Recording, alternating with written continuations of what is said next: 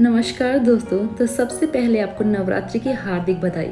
आज इस वीडियो में हम जानेंगे कन्या पूजन या कंजक पूजन कैसे किया जाए। नवरात्रि के 8 या 9 दिन पूर्ण होने पर हम कंजक पूजन अर्थात कन्या पूजन करते हैं, जो कि अति आवश्यक माना जाता है। कन्या पूजन या कंजक पूजन के बिना नवरात्रि की व्रत रखना, नवरात्रि की पूजा पाठ अधूरा होता है, तो हमें ये करना आवश्यक होता है। माता के स्वरूप में 9 छोटी कन्याओं को पूजकर उनको भोजन कराकर यथाशक्ति भेंट देकर अपने 9 दिन की पूजा पाठ अर्चना को हम पूर्ण करते हैं। तो आज मैं कुछ ऐसी ही बातों का वर्णन करने जा रही हूँ कि जो कि कन्या पूजन में अति महत्वपूर्ण स्थान रखती हैं।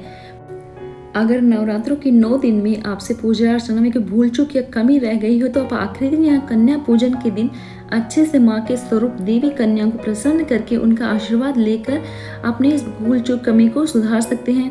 तो कुछ खास बातें हम जानते हैं। तो सर्वप्रथम आपको बता दें कि 9 कन्याओं को आपको भोजन कराना चाहिए। 9 से ज़्यादा भी हो सकती हैं। कम होने पर आप अपनी स्थिति माँ को बता सकते हैं और उनसे क्षमा मांग सकते हैं। तो आपको 9 कन्याएं आपको उनको भोजन कराना है और उन कन्याओं की उम्र 9 साल तक होनी चाहिए। अर्थात ऐसी कन्याएं जिन्हें अभी मासिक धर्म प्रारंभ ना हुआ हो, उनको आपको भोजन कराना चाहिए। और इन 9 कन्याओं के साथ में एक लड़के का होना भी आवश्यक होता है।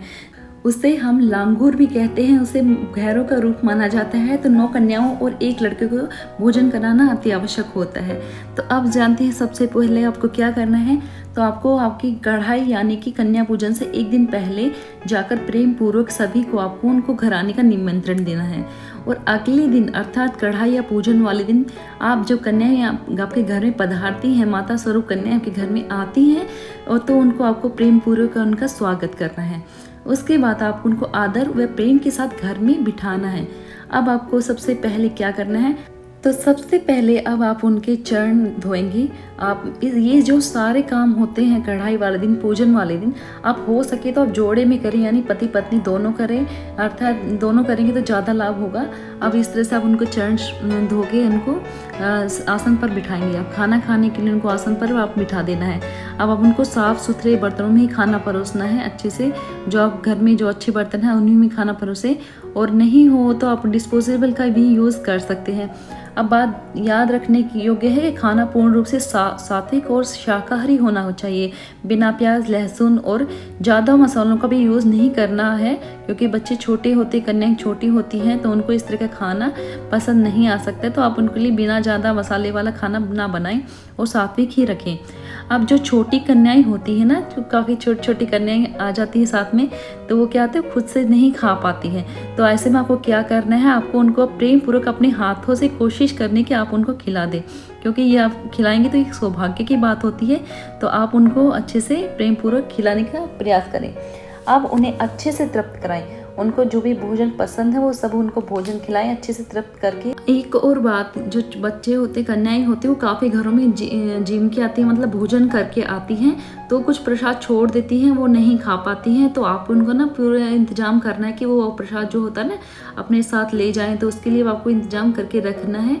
उनको प्रेम पूर्वक वो प्रसाद उनको लेने के लिए आप आग्रह करें।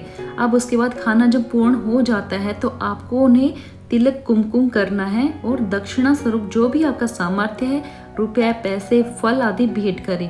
कन्याओं की पसंद के कुछ उपहार, जो कि हमें पता होता है कि कन्याओं को, लड़कियों को क्या ज़्यादा चीज़ें पसंद होती हैं, अगर वो अपने उपहार पसंद करेंगे ना, तो वो उन्हें बहुत खुशी देता है।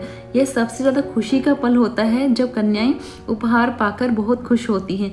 तो आप संभव हो तो बहुत अच्छे अच्छे उपहार उनको गिफ्ट में दें, आप उपहार दें। और इसके अलावा आप चूड़ियाँ भी उनको अवश्य भेंट करें। तो माता की प्रसाद स्वरूप वो चूड़ियाँ उनको अवश्य भेंट करें।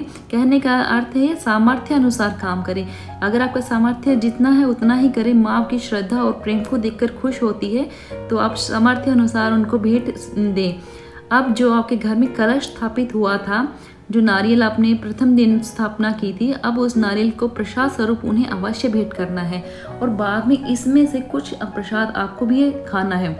अब आपको उनको विदा करने से पहले उनके चरण स्पर्श करने हैं, उनका आशीर्वाद लेना। चूँकि कन्याएं छोटी होती हैं, इसलिए उनको आपको कहकर उनका आशीर्वाद लेना पड़ता है। तो आप उन्हें प्रेम पूर्वक धन्यवाद कहें।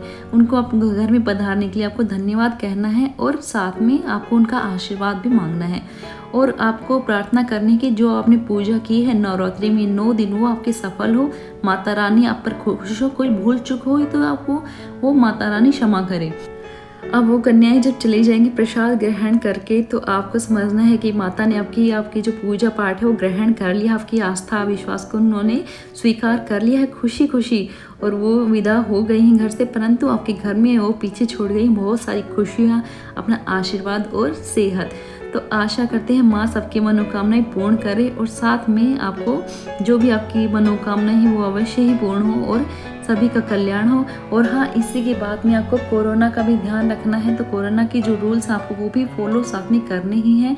अगर आपका कन्याओं का इंतजाम नहीं हो पा रहा है तो इसमें भी आपको चिंता करने की बात नहीं, घबराने की बात नहीं है। आप जो भी आपको माँ को जो भेंट देनी है या फिर जो भी अन्य खाद्य जो भी आपको देना है, वो आप किसी मंदिर में आप भेंट कर सकते हैं। आप किसी जो ऐसी जगह होती हैं अनाथ आश्रम या वृद्धाश्रम, वहाँ पे आप भेंट कर सकते हैं।